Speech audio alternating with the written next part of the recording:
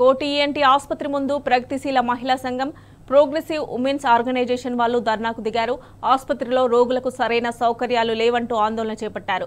సర్కార్ కార్పొరేట్ ఆసుపత్రులకు వత్తాసు పలుకుతూ ప్రభుత్వ ఆసుపత్రులను నిర్వీర్యం చేస్తోందని ఆగ్రహం వ్యక్తం చేశారు. ప్రజల సంపూర్ణ ఆరోగ్య రక్షణను ప్రభుత్వం బాధ్యత వహించాలన్నారు. హాస్పిటల్లో ఖాళీగా పోస్టులను భర్తీ చేసి అన్ని రకాల వైద్య పరీక్షలు, మందులు అందుబాటులో ఉంచాలని డిమాండ్ చేశారు.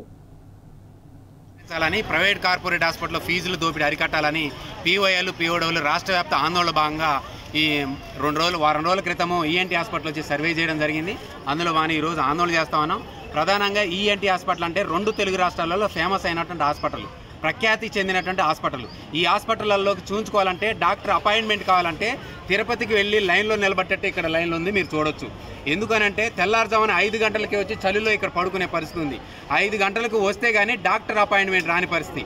ఒక ఓపీ కోసం 2 గంటలు, డాక్టర్ కోసం 2 గంటలు, మళ్ళీ మందులు తీసుకోవాలంటే 2 గంటలు. అంటే ఒక రోజల్లా ఒక హాస్పిటల్కి వచ్చి ఇక్కడ పడిగాపులు కాసే పరిస్థితి ఉంది. చాలామంది ఓపిక లేక లైన్లో పడుకునే పరిస్థితి. కాబట్టి దీని మీద ప్రభుత్వం కానీ అధికారులు కానీ ఆలోచించే పరిస్థితి లేదు. మేము ఈరోజు ధర్నా ఉందనే పేరు మీద కొన్ని కౌంటర్లు ఓపెన్ చేశారు, మందుల కౌంటర్లు కూడా కొన్ని ఎక్కువ ఓపెన్ చేశారు. రాష్ట్ర వ్యాప్తంగా కూడా అన్ని గవర్నమెంట్ ప్రైవేట్ హాస్పిటల్లో ఉన్న సమస్యల్ని తెలుసుకోవడానికి సర్వేలు నిర్వహించి ఆ సమస్యల పరిష్కార మార్గం వైపు ఉద్యమాలు చేయడం జరుగుతుంది.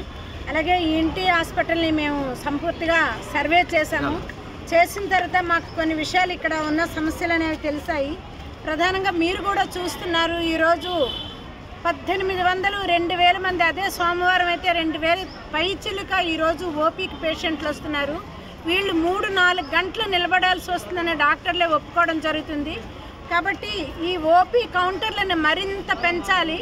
అయితే ఓపీ కౌంటర్లు పెంచగానే సమస్య పరిష్కారం కాదు, లోపల డాక్టర్స్ చాలినంత మంది ఉండాలి. ఓపీ కౌంటర్ నుంచి లోపల పంపించి మళ్ళీ అక్కడ బెంచీల మీద కూర్చోబెట్టే పరిస్థితి ఉండకుండా డాక్టర్ల సంఖ్యను పెంచాలని, ఇప్పుడు ఖాళీ ఉన్న సీట్లన్నీ డాక్టర్లతో, స్టాఫ్ నర్సులతోని ఆ రిక్రూట్మెంట్స్ చేపట్టి సీట్లు ఫుల్ఫిల్ చేయాలని, గంటకు ఎక్కువ ఓపీ కౌంటర్లో పేషెంట్ నిలబడకుండా, ఎందుకంటే ఈఎన్టీ మనందరికీ తెలుసు వెరీ సెన్సిటివ్ పెయిన్ ఉంటుంది, చెవి, ముక్కు, గొంతు అనేది. ఆ పెయిన్తో గంటల కొద్ది వాళ్ళు నిలబడకుండా గంటలోనే అది క్యూ క్లియరెన్స్ చేసేటట్టు ఇక్కడ కౌంటర్లు పెంచడం, అక్కడ డాక్టర్ల సంఖ్యను పెంచడం చేయాలని మేము చెప్తున్నాము. అలాగే రెస్ట్ రూమ్లు అనేవి, అంటే వాష్రూమ్లు అనేవి అశుభ్రంగా ఉన్నాయని తెలిసింది. అవి అశుభ్రంగా ఉంటే ఈ ఇన్ఫెక్షన్స్ మరింత ఎక్కువై పేషెంట్లు బాధపడతారు. కాబట్టి శుభ్రత అనేది నాగరికకి ప్రధానమైన చిహ్నం. కాబట్టి వాష్రూమ్లు పరిశుభ్రంగా ఉంచే బాధ్యతని హాస్పిటల్ మేనేజ్మెంట్ చూసుకోవాలని మేము డిమాండ్ చేస్తాం.